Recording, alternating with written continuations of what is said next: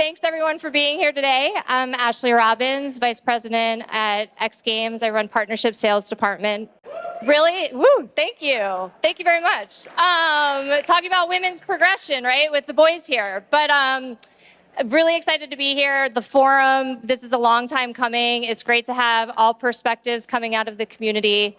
I think that's really what makes action sports, or as now we're referring to it as X Games sports, really special, right? Because you can come from all different perspectives. So we have people in the room that are athletes, managers, or momagers, as it works for X Games, right? You have staff, you have brand and marketers. And I think the commonality between all of us is really that we have the love for X Games sports.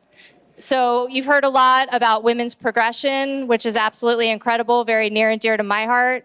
You heard about the importance of storytelling, getting your brand out there, having an impact. So we thought it would be really interesting to also have a panel about the return on investment when you think about X Games sports and hearing directly from the perspective of brands and marketers. So without further ado, I'll introduce these gentlemen to my left. We have Peter Adderton, who is the founder and CEO of Boost Mobile and MobileX. We have Ryan Dickerson, who is the CMO of Sonic. We have Shaun Neff, who I'm going to come back to. Pause. Then we have Eric Burge, who's the Vice President of Publicis Sports. We've worked together on Samsung and Sonic as well with Ryan. And then Shaun Neff, who is the founder of Neff Headwear, has a lot of impact in culture, is also one of our owners.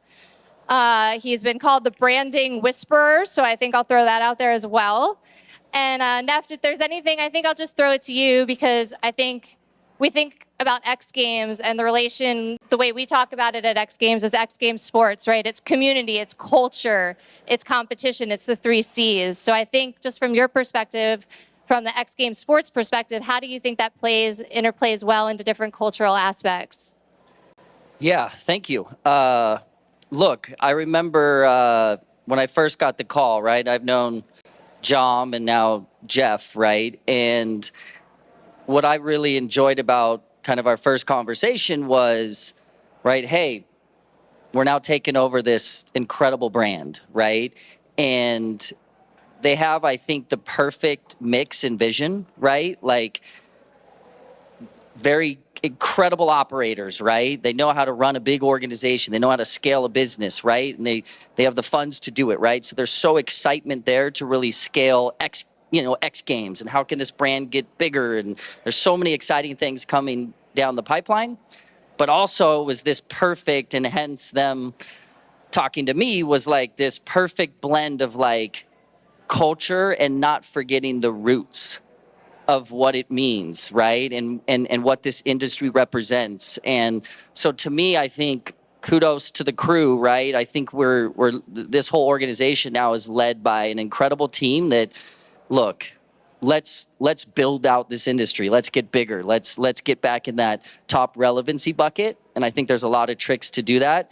So it's a perfect balance of, there's a big goal, but we're not forgetting about where we came from. We're not forgetting about the importance and what athletes mean. I mean, athletes are the core of, we're here because of incredible athletes, right? The talent they have, the dedication, the time. So very exciting. And I think the last little caveat I'll riff on is, right, in today's world, culture's fast. Like, even we were just riffing on some ideas that like we didn't even know were going to happen that might happen tomorrow, right? Like, that's just how that's how you have to riff to make a dent in culture. So you're going to see, right, adding Wiz Khalifa, adding Cascade, like Danny Duncan just posted a couple hours ago about his collaboration t-shirt, right, with X Games. So I think we're going to take that root of what this means and then intertwine that with culture, right? Music, streamers, influencers, right? And I think that's how this thing has the rocket ship trajectory. So my 2 cents. I think that's great. I think roots are really important. I know personally, I'm super excited where, we talk a lot where the brand's been, but where the brand is and where we're moving in the future. And, X Games League, which is coming up next, is super exciting. And I think it shows the progression in sports and progression in X Games and action sports and great things for athletes as well. I would say, Peter, I know Boost, Australia to everything big action sports. Kind of what's your take as well, having been, through X Games for many years now? When we look at, and we are big supporters of obviously action sports, have been for 20 years. When I look at doing something, whether it's X Games or whether it's an athlete or whether it's supercross, motocross, the first thing you've got to think about as a brander is that you are not going to see the results the next day. And I think the world we live in today is all about demand generation. It's all about performance marketing. And so when you do something like the X Games, your marketing team is supposed to come Monday, Tuesday and tell you what you did, right? And I sit back and go, that's not what we did it. When I look at building a brand, I look at 50% value, which is the offers, selling the product, putting the offers out there on the mobile side, and then 50% brand, which is basically we just spend money on brand. And I'll tell you where you see the results. And a lot of brands don't get this and don't understand this. So if you look at Boost, when we originally started Boost, we're actually one of the original sponsors of the X Games back 20 years ago. And I look at it and go, well, why did you do it? It was a foundation for us. Did we get value the next day, the next week, 2 weeks after that? No, we didn't. But what we did was, and we proved it out, when Nextel bought Boost Mobile, right? And for those who remember, Nextel was actually the fourth carrier. When Nextel bought Boost, right, they then merged with Sprint. One brand survived. Nextel, which was a big brand, they'd spent $750 million because I negotiated the deal with NASCAR to be the official NASCAR rights. Nextel was killed off. You don't hear about Nextel anymore. But Boost went on. Then when T-Mobile merged with Sprint, Sprint's a 103-year-old brand. Gone. Boost survived. And the reason why Boost survives is for these events. You can't see the value, right? It was just sold recently for $2 billion, right? Just to let everybody know. In Australia, we've got over 1 million subscribers down there. And R. Willie, who's one of our guys, I was lucky enough to pull a Boost sticker off and stick a MobileX sticker on him. So when I talk to brands and marketers, especially the younger generation who are constantly looking for, I need to get the click, I need to get the generation. And I see that in our team. They bring through these reports, right? These data analytics of, well, this didn't work because we didn't get this. I said, you don't get it, right? When you build a brand, it doesn't happen over a weekend, right? And so I tell brands that are doing things with the X Games and any of these type of events, you're in for the long haul, but the foundation that you're building, you will not know. I can tell you right now, you will not know until it matters. And when it matters is when you're looking for an exit and when people are sitting back. Our audience this weekend is not the action sports audience. It's not, because they all follow brands. They all think they're cool and authentic and they'll buy what they want to buy because that's who they are. Anybody who looks at what we're doing here today and those outside the X Games and outside the action sports, it's cool. It looks good. Like you don't have to be into BMX or motocross or skating to see what these athletes are doing and think, that's really cool. And that's what transitions for us. So I always say to brand marketers, and you'll see big brands that come in and go, right? I think they do more damage to themselves by coming in and going.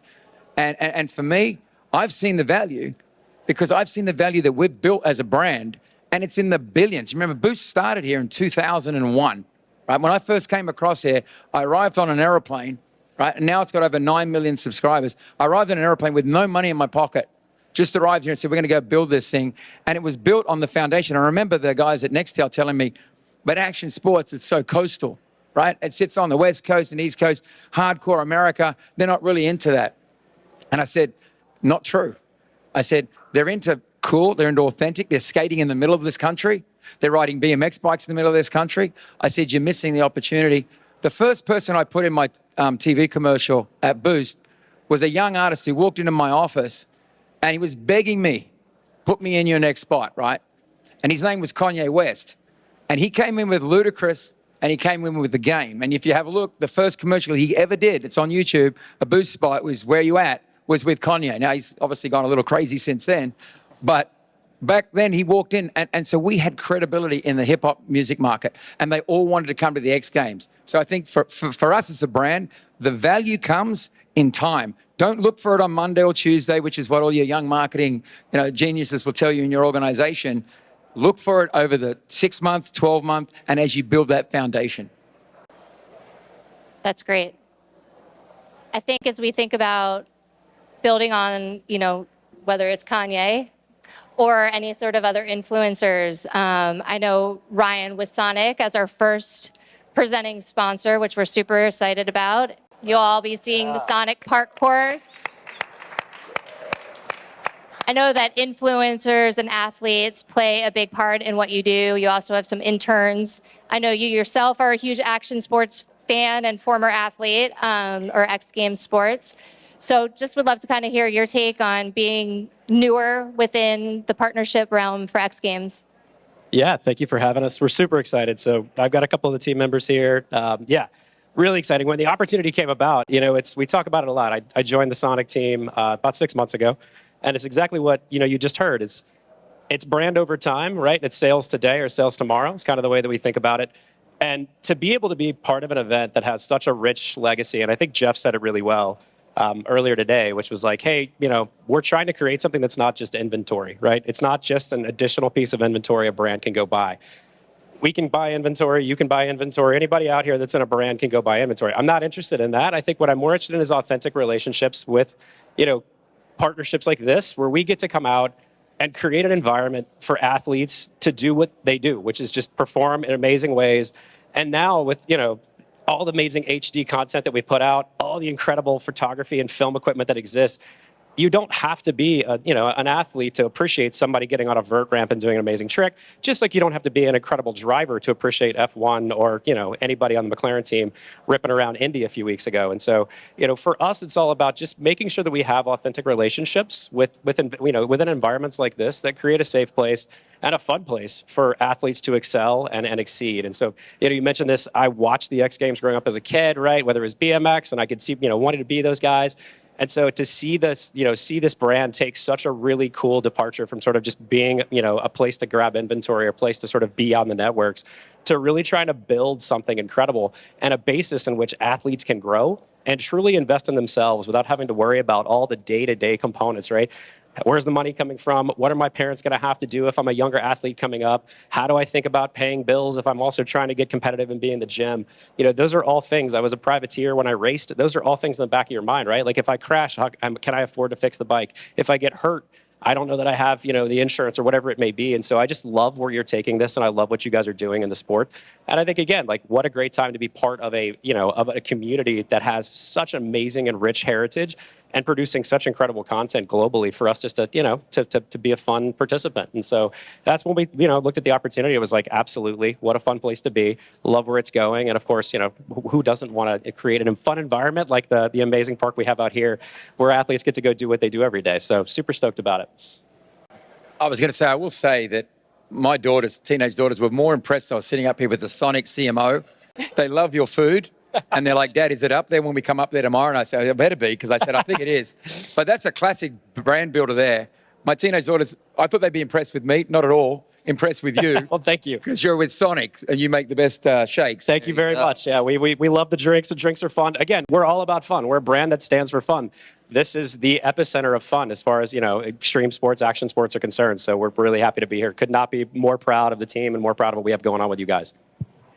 Awesome. Yeah, I think it's really interesting too, because I think, both you and Peter and Neff as well have really touched on the fact that I think the X Games sports audience is different than any other audience. And we can, all of us tout, hey, we have engagement, we have numbers, but anyone who comes here becomes a fan. Of course.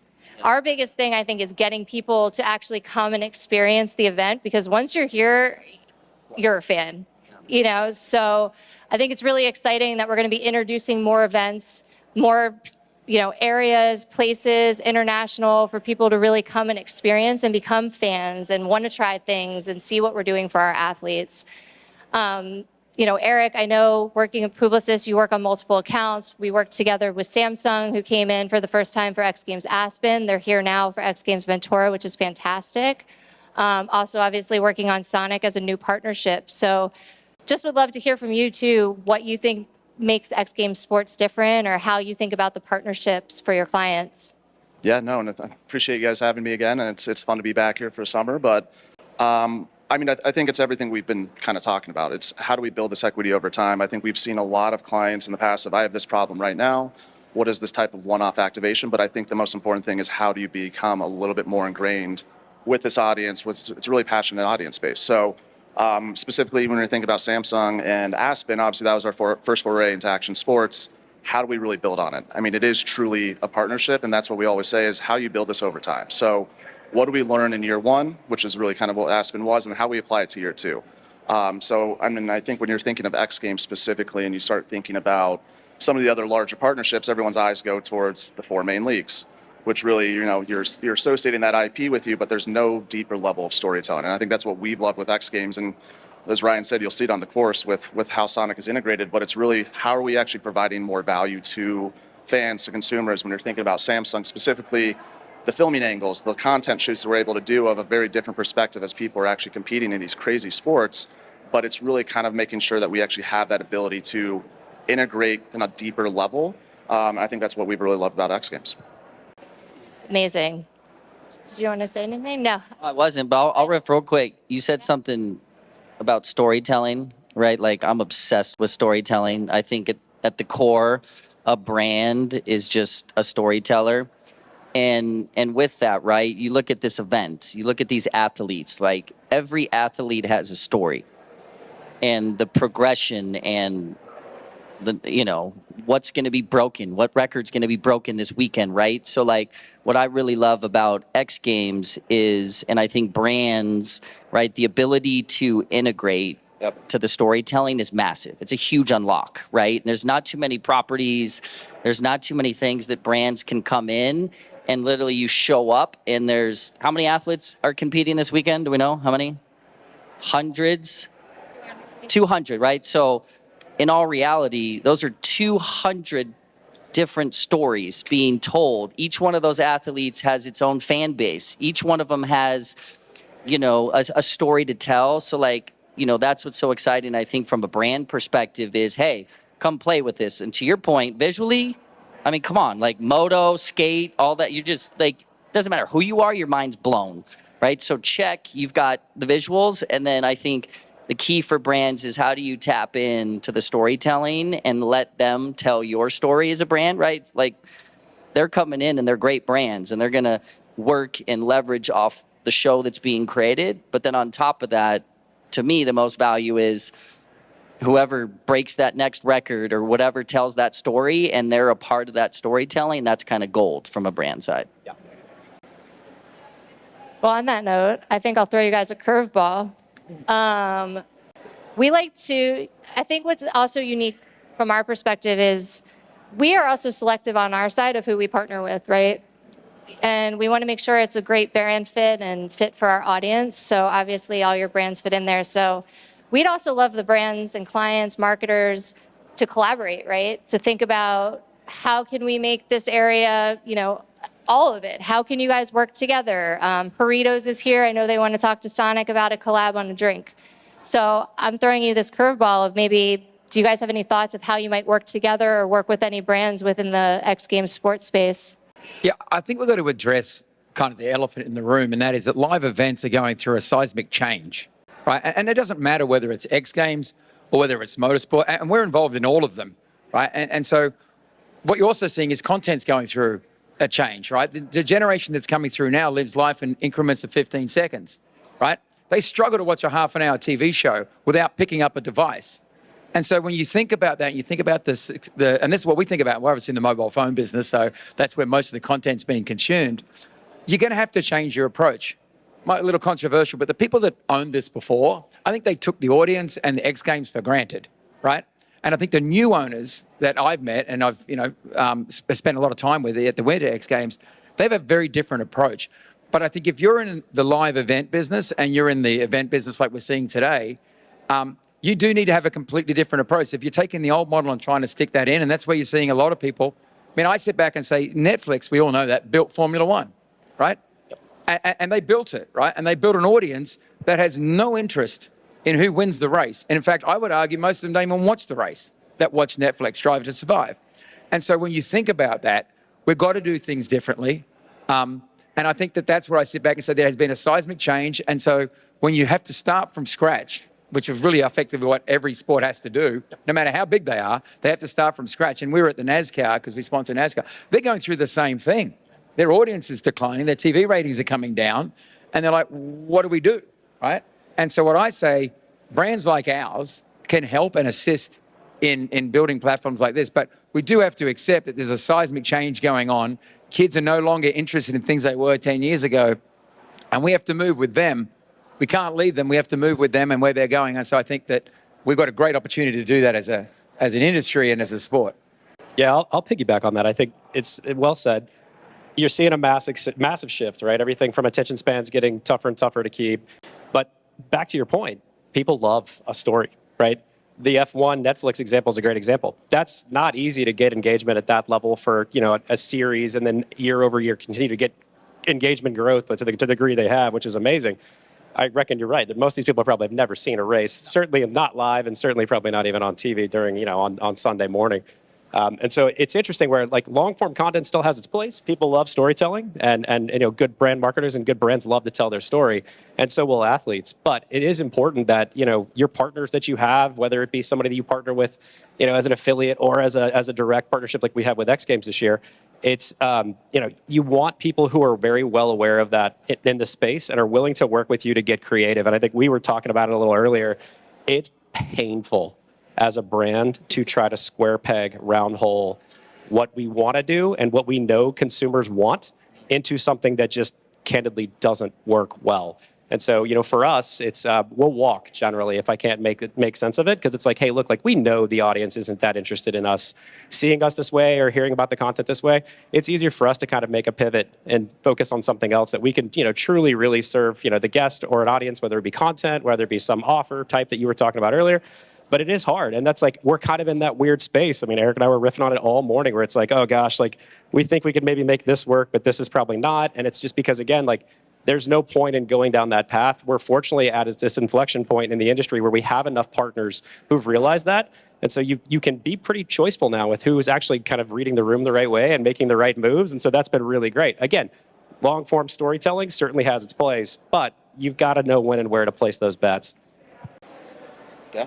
I want to know where the idea came with the cup, like that thing. I mean, that feature on the skate. I mean, I just wanted to real quick know how that happened, because that's already popping, and it hasn't even started. I haven't seen the cup. I've seen plenty of pictures, and I've even seen an Instagram video of the build of the cup. That cup came from this woman sitting right here in the audience holding that skateboard deck. Nice. And this team that you have down this entire row right here.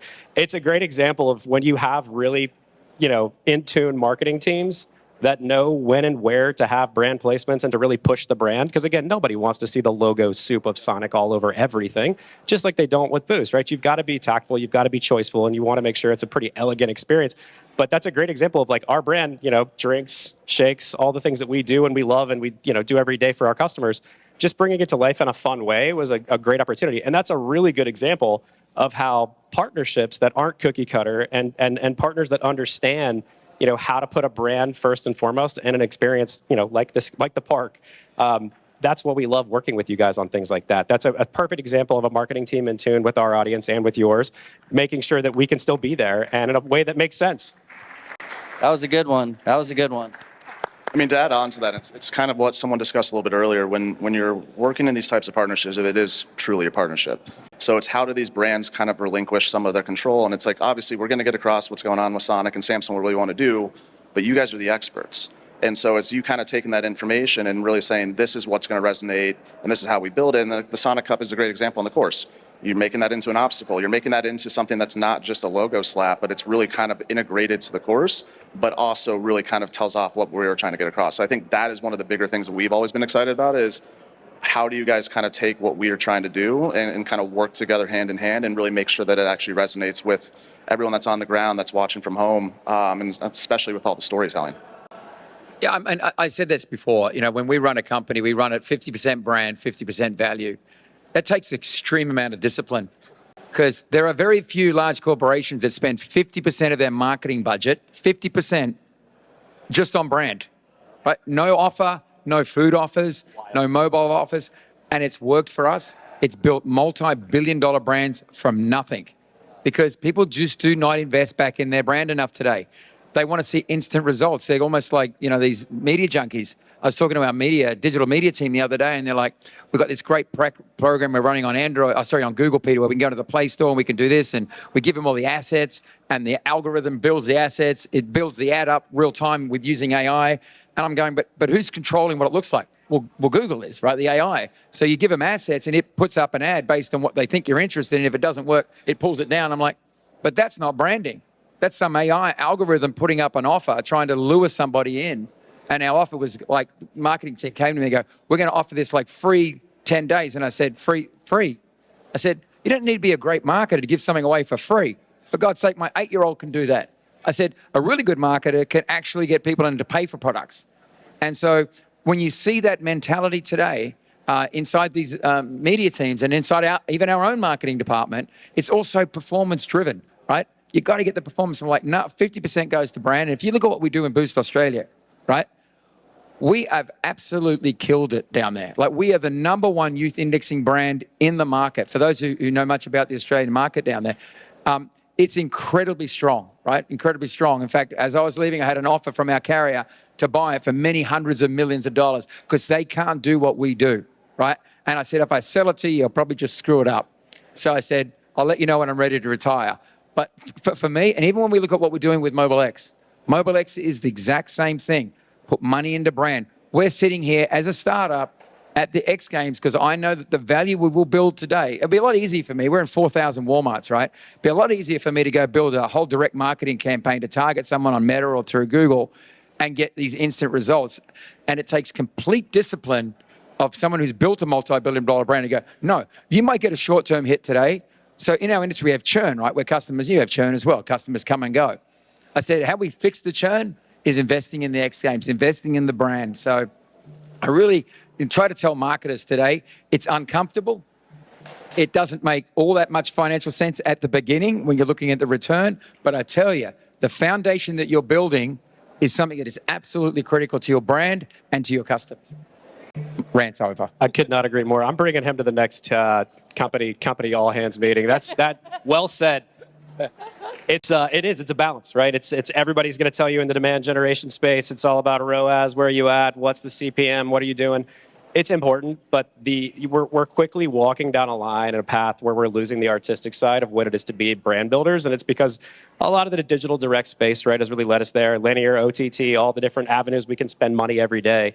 But you're right. It's really tough. It takes a lot of diligence to face your stakeholders, whether it's shareholders, the board, your boss, whoever it may be, and hold the line. Your CFOs. Your CFOs. What's the amount of working versus not? I think they should become extinct, CFOs. Chief Financial Officers. They just say no. So I ignore mine.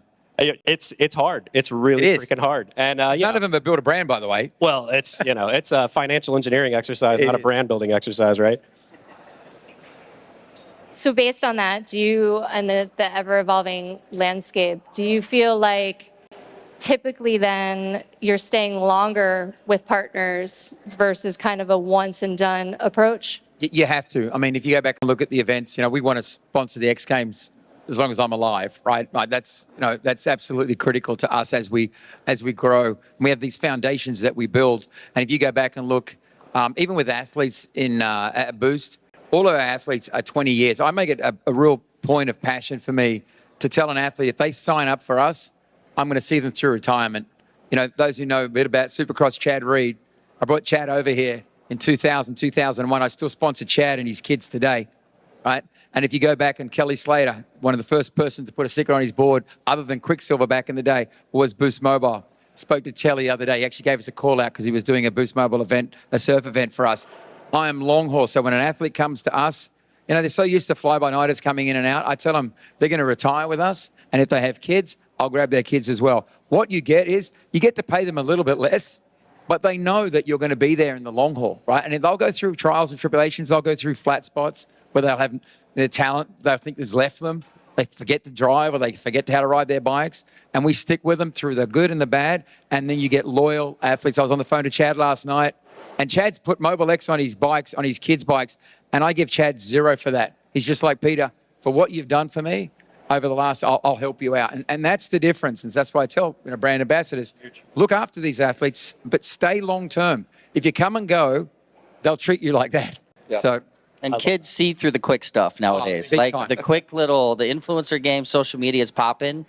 But like the day of like, oh, 350 grand for this one TikTok. And yeah, she's going to get 6 million views. You are pouring money down the drain. So like, but if you're locking her up for a year and she's continuing to tell your story in an authentic way to her audience, it's going to take 5 times of them getting hit by it and then go, oh, okay, what brand was that? So like, to your point, the long-term effect, it's a must, right? It's the only credible way a brand can play. yeah, and I let them know that right now you're hot, right? Yeah. You're hot. You look really cool. You got 5 million followers. Guess what? That ain't gonna last. New one. But you know what's gonna last is me. Yeah, I like So it. if you want us to look after you when you're no longer there, you look after us now. I like and it resonates, right? Because most people think that, I mean, most young people think that their life's never going to end, right? And it's going to stay the same. It's not. These athletes, but we all say the same because Yeah. our job doesn't require physical Exactly. assertion at all. Yep. Amazing. Well, look at that. We're perfect on time. Time. Nailed it. Thank you guys. Thank you, Ashley. Thank you all.